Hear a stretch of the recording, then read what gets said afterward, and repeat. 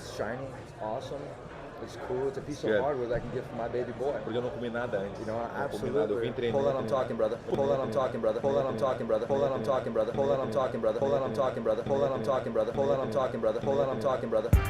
Hello and welcome back to Hold On I'm Talking Brother. My name is Joe Greenwood and you are listening to our UFC 268 preview of Kamaru Usman versus Colby Covington 2, live from Madison Square Garden. My word, can't wait. What a fight card. And to break it down, I've got my regular co-host with me, the Matt Hughes to my choo-choo train, Tom Ballum. Tom, how are you? Oh, Joe, that's a bad one. You're going to get us banned just when we're picking up. We talked about this. But yes, Joe, great to be back. Feels like we were just here. It's funny that, isn't it? Yeah, Tom, how have you been in the 15 minutes since we last recorded? My bladder is less full than it was previously. Same here. Yeah, feeling a lot better, feeling very sprightly. And how can you not when you actually look at this card here? My word, what a card. 2 title fights, a absolute banger of a lightweight fight, and then 2 fights that I don't really have much to talk about. Let's get into it. Listeners, me and Tom will make some predictions for each fight. Well, we'll make some predictions. We'll make a prediction each for the fight. If we get the winner of the fight correct, we get 1 point. If we get the method correct as well, 2 points. So on that one, Joe. Go on. Much like a politician in America who doesn't fancy his chances of winning the next election, I was thinking we might play around with the rules a little bit. Oh, my word. Well, the thing is now, you've thrown this down, right? You haven't even said what it is yet. And if I turn it down, you can call me a coward. You can like slander my name here. When what I'm seeing here Joe, is a no. Hold on. I know you're not a coward, Joe. So we don't have to worry about that. What I see is a guy who's lost the last 3 times and is desperately trying to find a way to weasel a win. Let me hear your rule change suggestion. Go for it. I am the Republican Party of this podcast. Yeah, so what I was thinking is to incentivize us. This was just a spur of the moment thought that may or may not be pertinent to the fight card this Saturday night. Yeah. To incentivize us to pick wins by decision. I really feel like that's a great call when one is able to make it, but we very rarely have those calls. So I thought there might be some extra incentive for picking that method of victory. What, picking a decision? No, a submission. Sorry. Oh, a submission. Oh, okay. Yes. Well, you're saying 3 points for a submission. That seems gratuitous, but perhaps 2.5 could... He needs to think about this. I don't know, man. Like, we've had these rules set for years now, and they work. Clearly something's wrong, Joe. You know, the competition is breaking down. It's not what it once was. Yeah, but hold on. If the glory days. Yeah, but if I'm looking at a fight between 2 strikers, I'm not going to be like, well, I'll pick submission, because the thing is that submissions happen so rarely. Well, you say that though. There was 2 on the last card, and I'm gutted didn't I pick one? Hold on, didn't I pick one? So hold on. Did you? Yeah, I picked Makachev by submission. Did you? Yes, really? I did. All right. Let's scrap that rule change. Yeah, thank you. And I almost picked Hamzat as well, but I went with ground and pound instead. Anyway, so no, I'm not having it. No, I'm not having that rule change at all. Terrible idea. No. Coward. Co-host. I'm looking at this card here. What fucking submission are you picking here? Because I don't see one. Remains to be seen. Well, maybe I'm bluffing, eh? Maybe I'm bluffing. Right, enough of this. Let's get into this. Absolutely stonking card. A bantamweight fight. We love it. We love bantamweight on this podcast. And I mean, what a fight this is. Marlon Chito Vera versus Frankie... What's his nickname? The Answer. The Answer. I was going to say The Truth, but yes. Who's The Truth? There is a The Truth already? There is a Truth. Okay, who is it? I don't know. Is it Diego Sanchez? That's the Nightmare. That is the Nightmare. Sorry. Truly. Oh, wait, hold on. Do you want to know who it is? Hit me. Go on. Brandon Vera. There we go. There we go. Right. Let's get on with it. Marlon Vera, not Brandon Vera, versus Frankie Edgar. Tom, should Frankie Edgar hang up his gloves?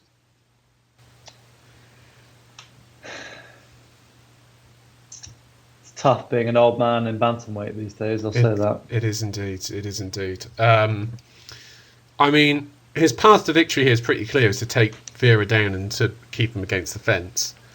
Do you think he has that in him to do that now? I mean, it's pretty clear what his game plan is going to be. He's not going to be able to outstrike Vera, who, by the way, me and you have been big on for a very long time, I believe. Yeah, it really came to prominence after the... O'Malley? No. Song Yadong? Song Yadong, yes. Oof. God, having some moments here. Coinciding with my decline in winning these cards, I'm also having some memory issues from all my years as a fighter. But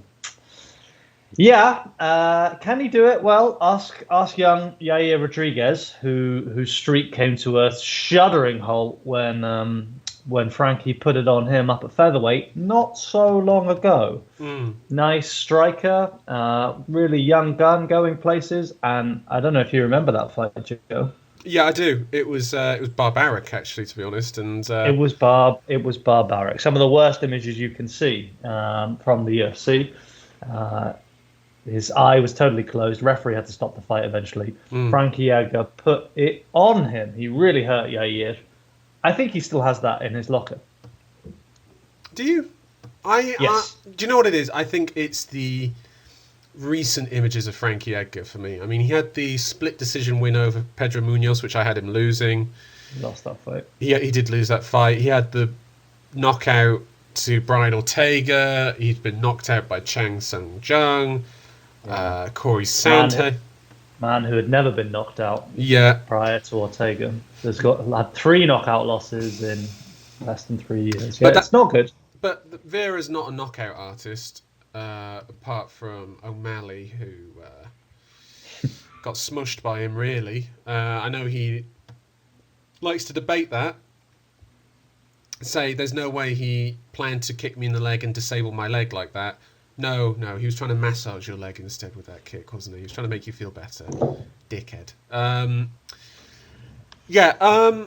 It's I don't know, it's a fight that I'm slightly... I find it slightly hard to get excited about in a way, even though this is going to be a very good fight. I'm actually just going to, as the champ, I'm going to lay my prediction down first, if that's all right. Bold. I like it. Marlon Vera by decision. I'm sticking with my boy. And how does that happen? Denies a couple takedowns, and I think just outpoints him in the end. I think he's taller man. He's taller than Frankie Edgar, and that boy likes to scrap, though, Joe. He does like to scrap. He does, but he's got. I don't know. I feel like he'll be able to keep it at a distance, and also Frankie, as we've pointed out, his chin is a little bit suspect now, and the guys that beat Vera don't knock him out. It has to be a decision, and he's scrapped with Jose Aldo, who I think is still now a greater power puncher than Frankie Edgar. I think Vera's going to have just a little bit too much for Frankie Edgar here, and I think he'll be able to win a decision. That's my shout right there. Frankie Edgar, Marlon Vera by decision. All right. Well, I think Frankie's got the answer, Joe. I picked Frankie Edgar. One last rodeo. Let's go, baby. Submission? Let's go. Not by submission. No, I have gone by decision. Wow. Yeah, I really think he's still got a lot of questions that he can pose here to Vera. Of course, we know his wrestling game is top heavy. He can wear on guys and hurt them, like as discussed with Yair not so long ago. Yeah. But when he was the lightweight champion, when Frankie Edgar was the lightweight champion, that's thinking, wow. He wasn't wrestling guys to death. He was outpointing them over 5 rounds. He was sticking and moving, relentless cardio, and I still think he can be a test. I don't have Vera up there with the likes of Pedro Munoz, not just yet. Oh, really? I would have Pedro Munoz where you to square those two off. Okay. And so I think, I picked the underdog. I think he's still can be a stern test. Okay, fair enough. I see it, but I disagree.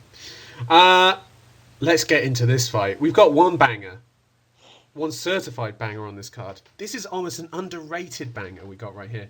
Shane Burgos, Billy Quarantilo. Billy Quarantilo kind of made a name for himself during the COVID era, right? Like he had a bit of a run. Quarantilo. Yeah, exactly. He sort of in the stars. Got a lot of work done in that time. 3 fights in 2020. A loss to Gavin Tucker. A knockout of Kyle Nelson.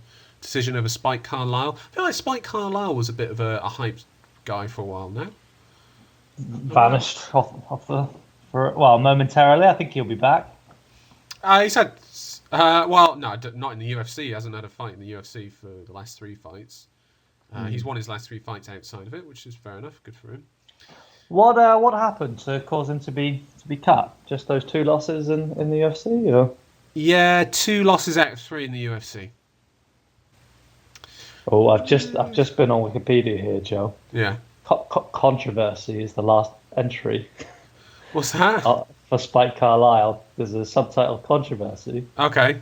On July 3rd, 2020, this is actually between he only had 1 fight in the UFC after this.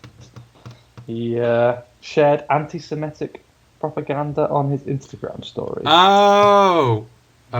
Jewish people are the real invisible enemy. Jesus not the Christ. Virus. These views are not shared by Hold On, I'm Talking Brother, by the way. I just want to absolutely not. Okay, right. Well, nice knowing you, pal, and off you fuck. He later clarified that he's not an anti-Semite and he has Jewish blood in him. So always a good claim, that. Oh, wait. Sorry, I've got one last line I have to pull out here. Go on. His final comment that Wikipedia deemed fit to include here was, "I am pro-Israel." Now, get the reason why.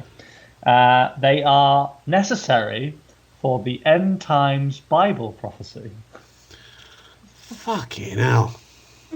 So, off the deep ends we have gone. Let's get it back on track. Wow. Joe. You wouldn't invite him round for dinner, would you? Anyway. I don't want to have that conversation with him, no. So, no. Billy Quarantilo. Billy Quarantilo, well, he's obviously knocked something into that bloke. Let's get on with this. Shane Burgos, last time we saw him, thought he died in the octagon, which was quite something against Barbosa. The man is as tough as a $2 steak. Can I just throw one stat at you? Oh, hold on, technically 2 stats. Strikes landed per minute. Burgos, 7.29. Quarantillo, 7.08. Those are 2 massive numbers. Strikes absorbed per minute. Quarantillo, 4.33. Quite high. Burgos, 6.11. Very high. Burgos has been through the ringer. That Josh Emmett fight, by the way, what a fight that was.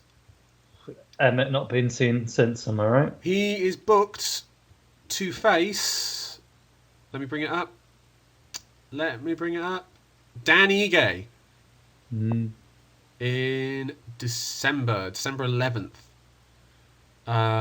Feel a bit bad for Emmett. He's been on a good run, and probably should have been in a title eliminator at some stage. Obviously, that's gone away.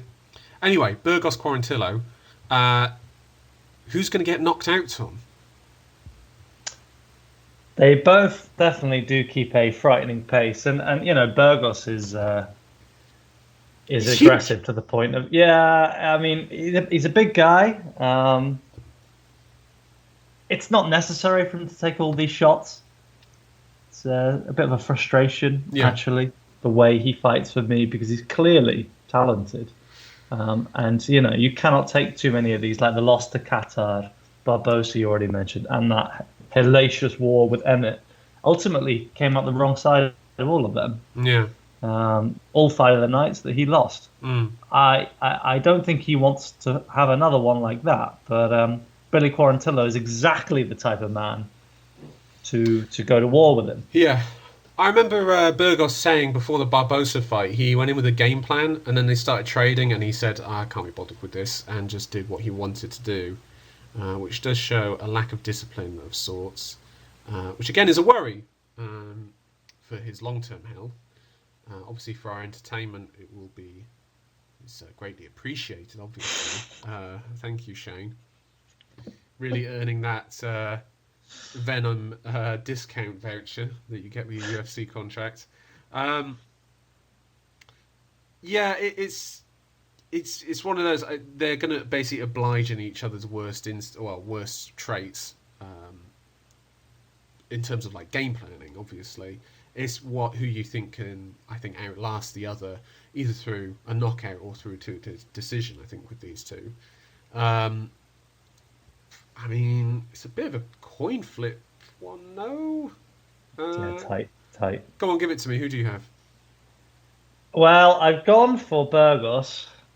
I've gone for Burgos by decision. Yeah.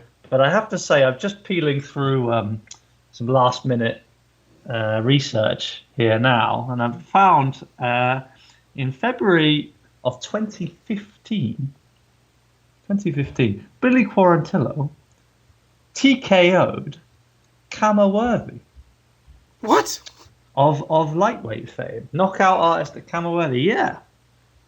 Quarantillo finished him back in 2015 in some division called Strike Off in Virginia. Is Kamaru still in the UFC? I believe so. He's had a bit of a bad run, hasn't he, recently? Yeah, he ran into a Zaitar. That was the one that started it off. Oh, that your man who got sacked and then reinstated by the UFC, yeah. Another one of those, yeah. Yeah. He's actually coming off 3 TKO losses. But it all started with Billy Quarantillo back in 2015. Wow. I think it's a legitimate call going for Billy. What have you had here, Joe? I have got, despite that last-minute information tempting me, I've gone by Shane Burgos here, by KO. KO. I've gone big. I think these two are just going to swang and bang, to be honest with you. And I don't know. Burgos. Got more power. He has got. What's that? He's got more power. He's got more power. He's definitely got more power, and I think it's just his chin does slightly worry me. That Barbosa one was scary. I just don't know if he can get Quarantillo out there quick enough. But I am going to go for it because I think they're going to oblige one another in their mess. Right. Let's get on to it. Let's get on to the meat. The succulent meat of this. A Trevor Whitman triple bill. It is indeed. Yes. Opening that up. Justin Gaethje, Michael Chandler. Oh my days. Michael Chandler, what's your opinion on him after his 2 fights in the UFC? Yeah, he's big time. He's welcome. It's quite a funny comment on one of the embeddeds, and like every time you hear from him, he's like narrating his own biography. You know? every time he speaks. Yeah. But I think we both. Yeah, I'm sure you especially lap that up. Why me especially?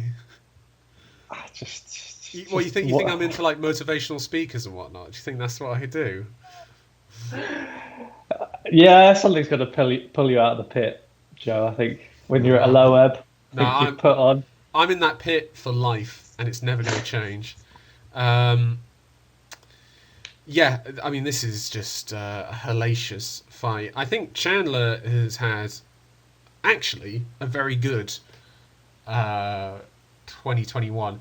I did like the bit in the embedded that I saw when he was talking about the Oliveira fight, when he said, like, oh, I 10-8'd him in the first round. I was just like, didn't he have your back at one stage? I remember that bit. But I do remember him also gorillaing out of it, out of that Oliveira on his back.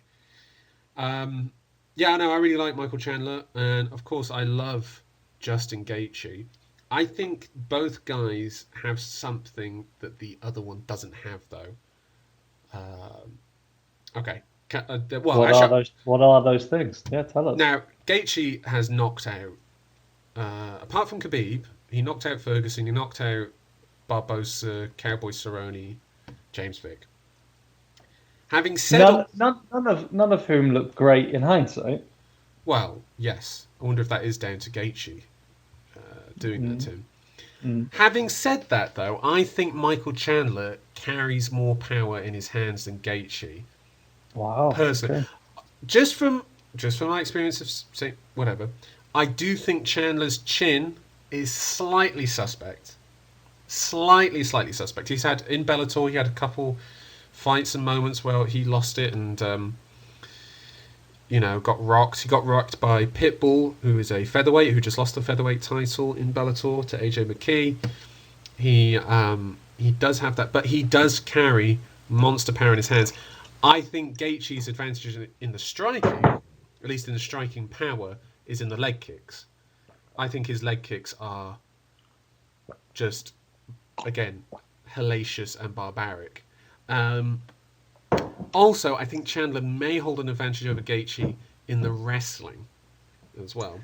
Yeah, much made of Gaethje's wrestling going into the Khabib fight.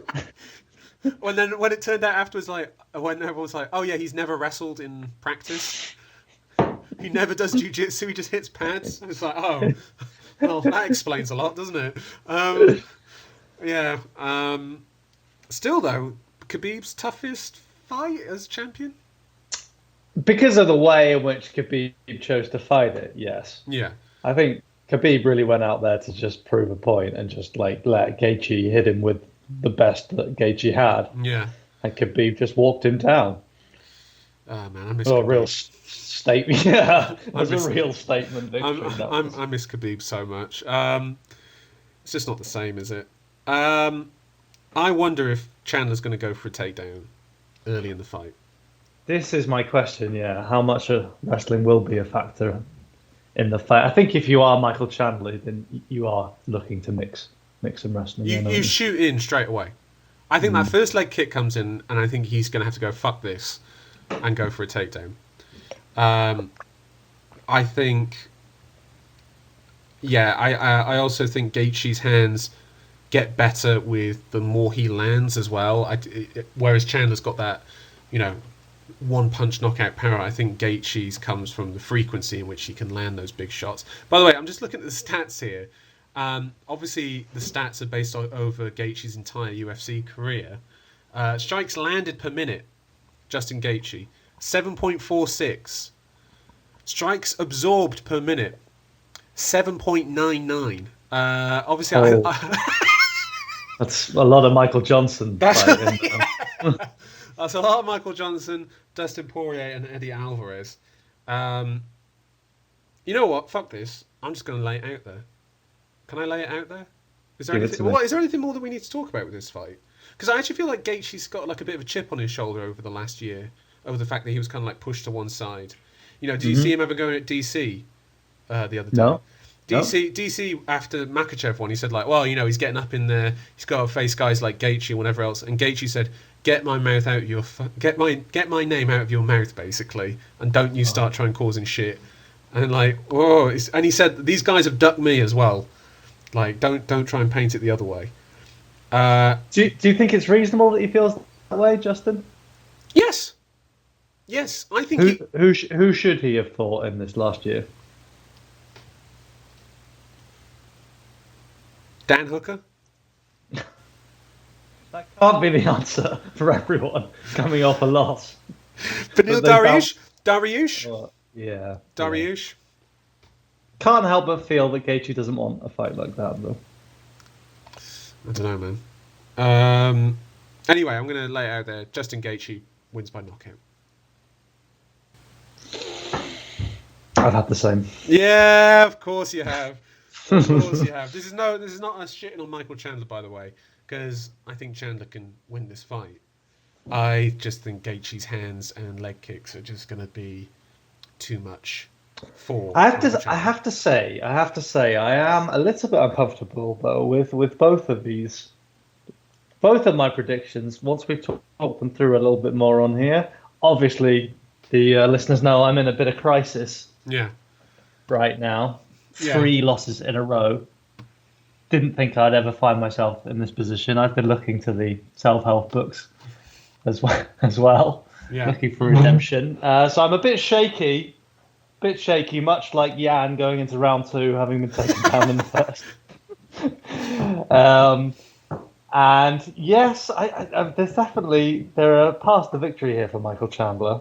And Gaethje, now I think about it, Vic, Barbosa, Cerrone, Ferguson. Wow. It doesn't hold up, does it? It really, those guys have just dropped off the face of the earth in the case of 3 of them. Yeah. One of them had to change division, so, yeah. Yeah, to be honest, if I said about all those guys, well, one of them's cut, and actually one of them's retired now. What am I on about? James Vick is retired. If you saw any of those guys show up in Bellator next month, would you be that surprised? Maybe Tony Ferguson would be the only one. Well, yeah. Yeah. Yeah, it's a funny one. But then the thing is that they were ranked high up the division at the time, and you can only fight the guys who are up there at that time. Let's say Gaethje beats Michael Chandler. Are people suddenly going to be like, well, he only beat Michael Chandler, who has beat Dan Hooker? And then let's say he fights Oliveira for the title. Let's say Oliveira beats Poirier, and then he beats Oliveira. They could be like, well, it's only Charles Oliveira. Do you reckon they'll do that? No, you reckon that will be the cutoff? Is like if he actually wins the title? I think so. In the lightweight division, it's really a statement on where lightweight is at. I know you long have seen it as the jewel in the crown of the UFC, but suddenly we're here questioning all of these top tier guys in a way that we don't question those bantamweights that we love so much. Well, yeah, I guess if someone beats, I think it's Pedro Munoz is facing Dominic Cruz, isn't he? And if Munoz beats Cruz, you're not suddenly going to be like, well, it's only Dominic Cruz. You're still going to say it's Dominic Cruz. It's a great fighter. I just think that he's faced certain guys when they've started to age, and like many things in life, fighters don't age like wine; they age like bread. And I think Gaethje has been kind of lucky and also unlucky with some of the people he's beaten in terms of at what stage of their career they're at. But again, he can only beat who's in front of him. And the guys that he's lost to, Alvarez was up there at the time, and that was a brutal fight. And the Poirier fight, I think I had him winning that fight up until when he got finished. So again, it's not like he's lost to just whoever. He's lost to really good guys, and he's come back and he's obviously he's lost to Khabib. So again, I don't see that much of an issue. I think, I'm still going to stick with it, Gaethje, not by knockout. But it's going to be interesting. This is going to be actually kind of a make or break fight for both of them, isn't it? Yeah, we discussed this a little bit before we came on air. I think we both agree that Justin Gaethje, coming off a win here, he's next. Yeah, for me, yes. I don't know who else you could put in there. Makhachev, Gaethje. Oh, poor Justin. Gonna do him like that. I think Gaethje deserves a title shot if he beats Michael Chandler. Yeah. Yeah. Chandler, though, I think he needs one more, doesn't he? Makhachev. Let's see if he could beat him. I think even if Chandler loses his fight, I'd have him against Makhachev. I mean, then you're done with Chandler, no? Yeah. Yeah, he had his shot. He went for it. That's the other thing with Michael Chandler is if he goes into the UFC, he's had 4 fights where he beats Dan Hooker, loses to Oliveira in a title fight, loses to Gaethje, and loses to Makhachev. The 3 guys he's lost to are probably 3 of the best in the division that aren't named Dustin Poirier. Like he's literally lost to the best guys. If he was losing to, I don't know, who's someone who's not very good, Conor McGregor, for example, then you maybe be like, okay, maybe this guy isn't all that. But hey ho. Let's move on, Joe. Namajunas Zhang 2. Well, let's talk about this. Does Zhang Weili deserve a title shot? Wow, stunned. I'm not in a rush to make this fight. I expect to see it at some point, but I don't think it was necessary to make it happen right now. It does speak to the lack of stars, you know. Carlo Esparza probably deserved a title shot more than Zhang. I mean, particularly how Zhang lost the first time they met with the head kick knockout. I mean, they've given Zhang Weili this title shot because she's Chinese and they want to have the Chinese star, don't they, at the top of the division. And then also if she wins, you can make a legitimate trilogy fight then perhaps. Maybe it was not a legitimate trilogy fight if that does happen. Are we expecting this to be the same? Another blowout for Rose Namajunas? The last time she won a title fight like that, though, she had the rematch with Joanna, and it was a 5-round war, not helped by the fact that Conor had attacked the bus a couple of days before, which I think threw Rose off massively. But yeah, do you see this going the same way as the first fight? Like, in terms of, do you think Zhang has enough in this, or do you think she has enough about her to change this? Yes. Yes. Yes. Definitively, yes, I do think that. I'm not alone in that, Joe. You know, the slight favourite going into the fight is Zhang Weili. Is she really? Yes. That's very interesting. Yes, and I think we both picked Zhang last time out. Is that right? I certainly did. I believe I did as well. So yeah, there's definitely, you know, it's a fight that was likely to happen at some point. Didn't need to be right now, but how do you categorize the way she lost? I mean, beautiful timing, nice read from Rose, great head kick finish. You know, perfect. What can you say? It's not a fluke. Perfect. It's not a fluke. No, certainly not a fluke. Certainly not a fluke. I don't expect Zhang to get caught with the same shot again. You know, I think if you play this fight out a few times, you're unlikely to see her get finished in the same way. So I think we'll see a totally different fight this time. And by that I mean one that goes further, goes on longer. Well, it can't not go on much. Like, it can't not go on shorter than the last time. Like, I mean, absolutely, and because of that, I think we see a different fight, definitely different questions. And you know, if let's say this is a 5-round fight, Joe, and they fight all 5 rounds, who would you expect to be emerging with the decision? I don't know, man, because Rose, her experience in 5-round fights has been, she beat Joanna, and then she lost to Andrade. Like Weili. Like Weili. And then she lost to Andrade in the second round when they fought. But I thought, again, in that Andrade fight, and even both Andrade fights, Rose's striking was so good and so slick that I almost feel like the first time she lost to Andrade was an anomaly.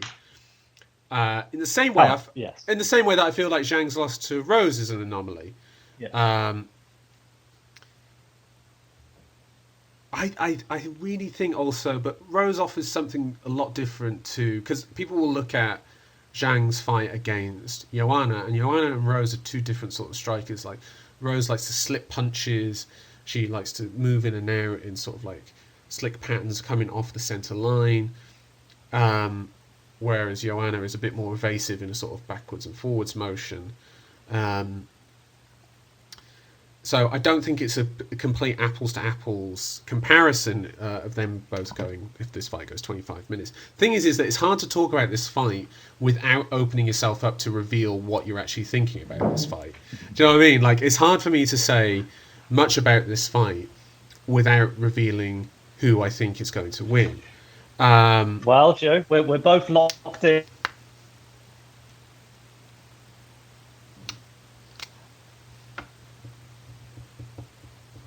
Yeah, Tom, you've completely cut out.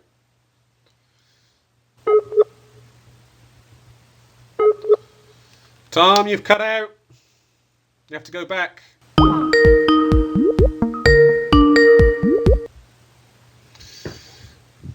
That was good. Couldn't listen to any more of your nonsense, mate. You want me to lay it all Give on it the to line? us, Joe. Yeah, let's hear it. I'm looking at what I've written, and I'm really not happy with it. But you've written it, and thus you are committed. I've gone for a decision for Rose Namajunas. And so walk me through it. I think she is...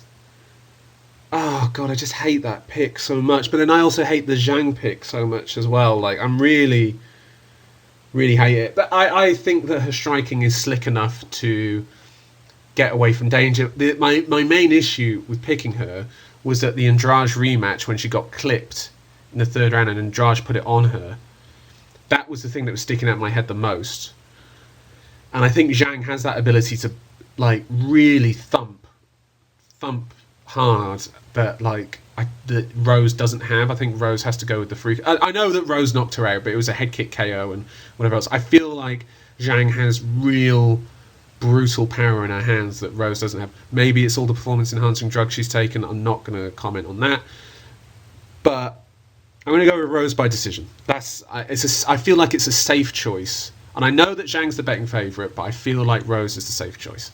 Well, I characterised it in that way. Really, it's a coin flip. But Zhang is a, slight favourite. But you explained there why I think that Zhang will win that fight. Yeah. Zhang by decision is what I've gone for. Much more of a dogfight. Deeper, later rounds, and able to wear on Rose enough to just make it a bit sloppier. Not a clinical in-out display, not a boxing performance. I think Zhang will be able to mix in enough there, and dull Rose's weapons. Yeah. I think if it goes the distance, Zhang becomes the favourite for me. Yeah, I agree. And because I don't think that Zhang will get caught again, she may well do. That I have to go for Zhang by decision. By the way, I'll just show you my card with my predictions on it and whatnot. I wrote down my prediction earlier, and then I wrote above it, I don't know if you can see it there, I wrote Rose decision, and then I just put Zhang ? That's all. So I'd have written Rose, and then I was thinking, but Zhang though? Like, it was I don't know. I found this incredibly difficult to pick. And to be honest, I'm slightly regretting it. Anyway, that's all right. I mean, if their belt was always going to come back eventually, bro, you rip it off. You picked Edgar over Chito Vera. That ain't happening. So it ain't happening. It ain't happening. It ain't happening. Right.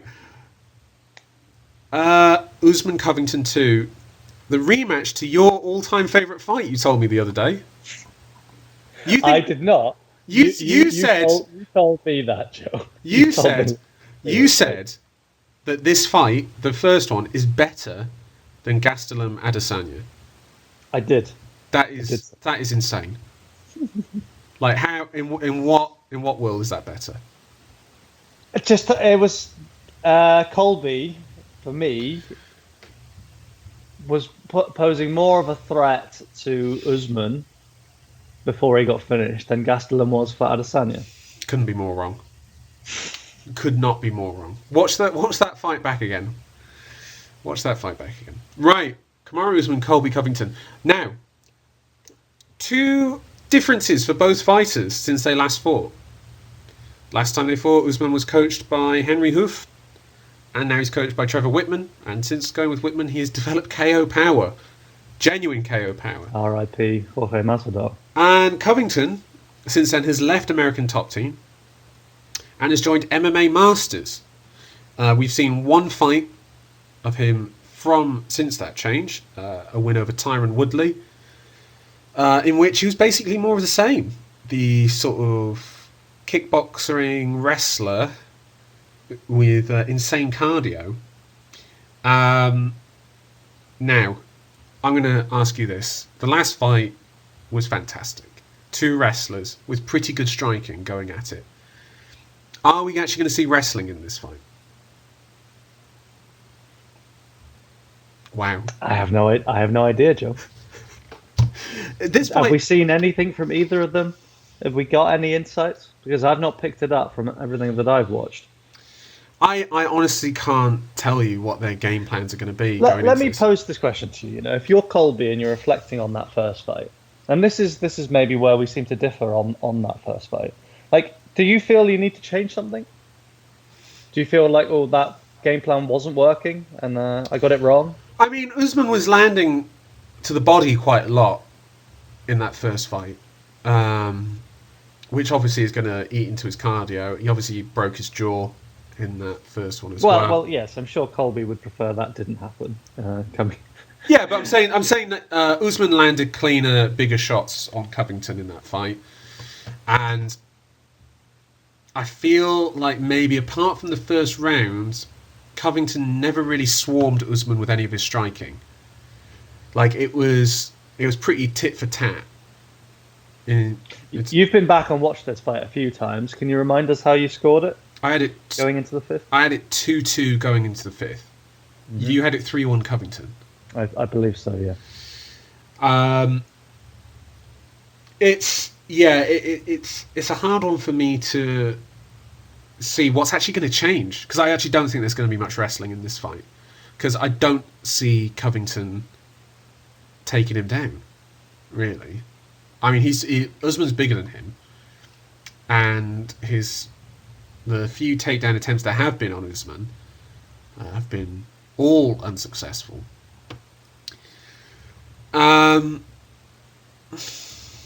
Covington has been taken down, actually, in the UFC. So maybe it could be coming from Usman. I was actually thinking about it. How is Covington going to take Usman down? But maybe it'll just be the other way. Have we seen Usman really mixing in takedowns? Woodley? Recently? Masvidal? I mean, he was happier in this, pressing them up against the fence and just controlling them with the grappling rather than... breaking their posture and sort of getting them down onto the fence. Foot stomps, the whole lot. Trips, that sort of folk-style wrestling. Yeah. I actually wouldn't be surprised if Usman goes for some of that in the first round. Like, tries to take that from Covington, along with maybe some body shots. I think he's probably going to try and work to break Covington's cardio down. And I actually think it's going to be up to Covington to be the evasive striker in this fight.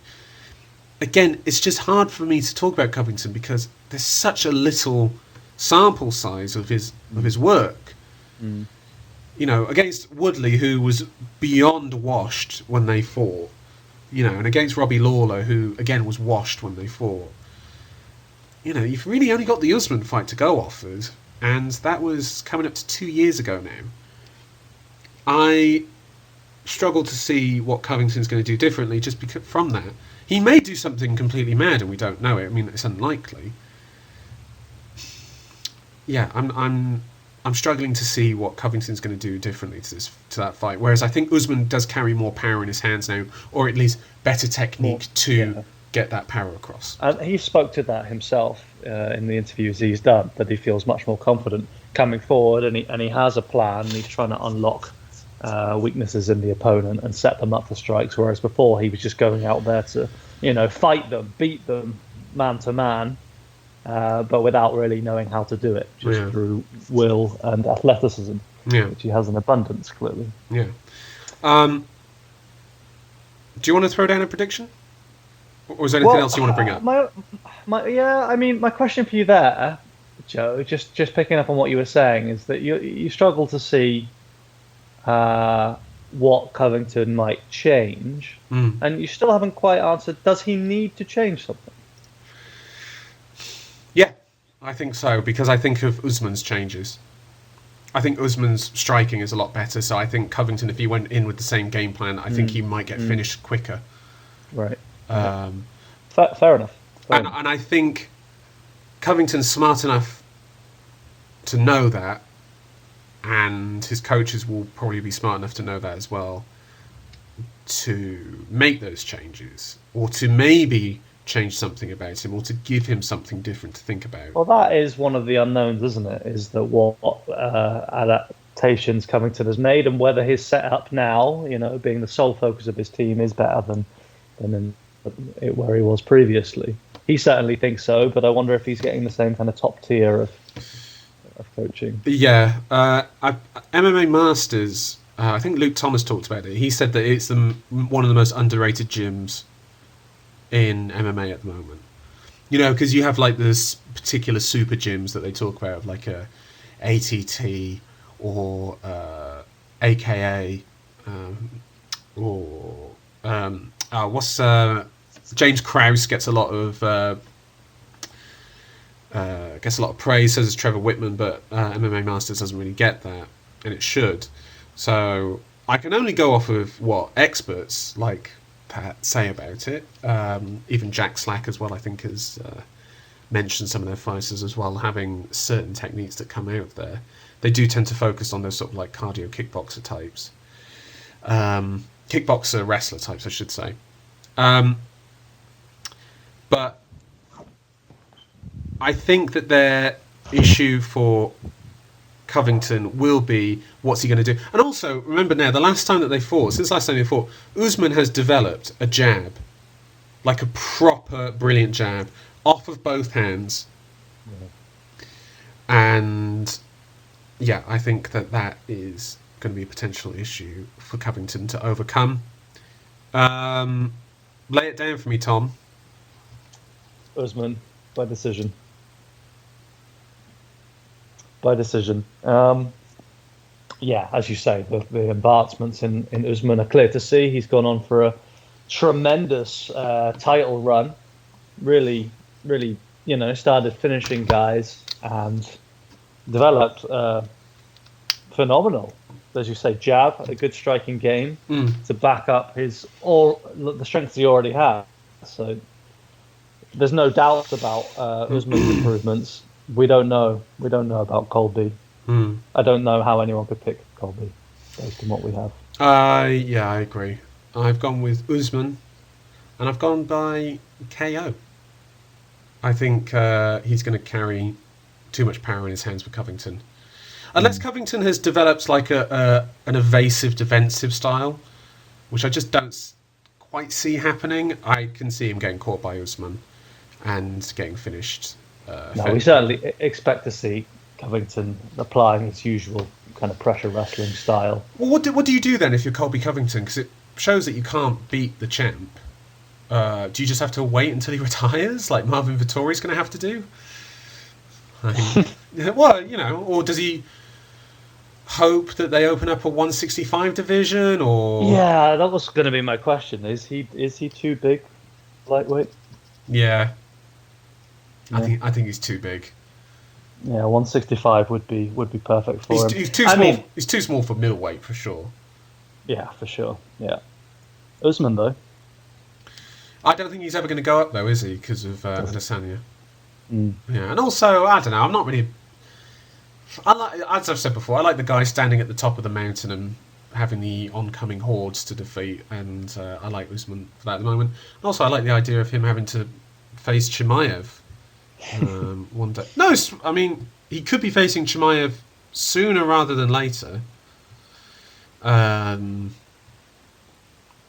I mean who his next potential candidates facing would be, I guess, Edwards if he beats Masvidal, Vicente Luque, Hamzat Chimaev, Savkat Rakhmonov isn't quite at that level yet. I think he probably will be a title contender sooner rather than later. That dude.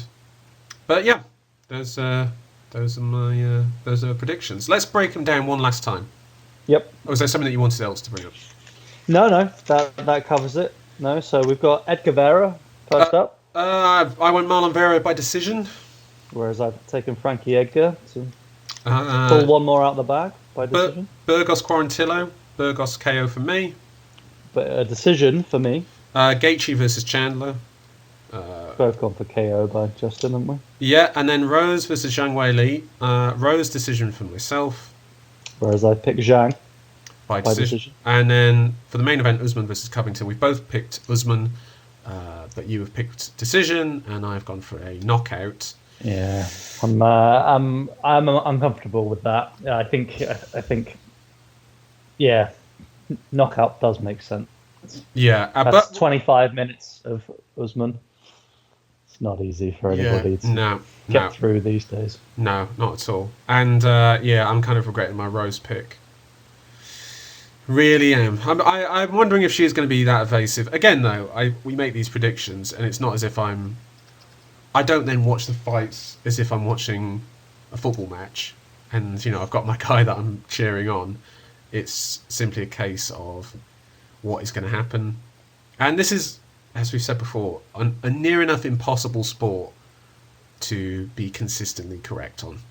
For sure. For sure, indeed. Right. Well, Tom, can't believe it, but we've actually done 2 episodes in a week. Can you believe it? I thought this was going to be the week that broke us.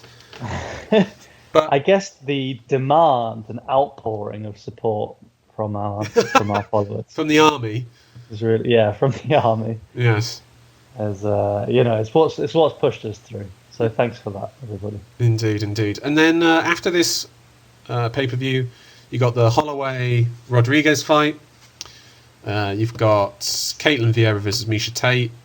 Aldo Font, and then you got UFC 269, Charles Oliveira versus Dustin Poirier, which will be great, of course. Yes, definitely that 269 is, as one would expect, the fight to look forward to. You're not really setting my pulse racing with a few of the fights you mentioned there. So let's savor this Saturday. Yeah, well, that was my thought when I watched 267, was the UFC, when it's at its best, this is what it feels like. And a lot of those fight night cards are definitely not them at their best. Anyway, Tom, thank you so much. As per usual, I'll say it's always a pleasure, never a chore to talk to you when it comes to the fights. And thank you, listeners, for joining us on this incredible journey that is UFC 268. We'll be back next week to talk about it and everything else that went on. Right. Thanks, everybody. Thank you very much. Bye-bye.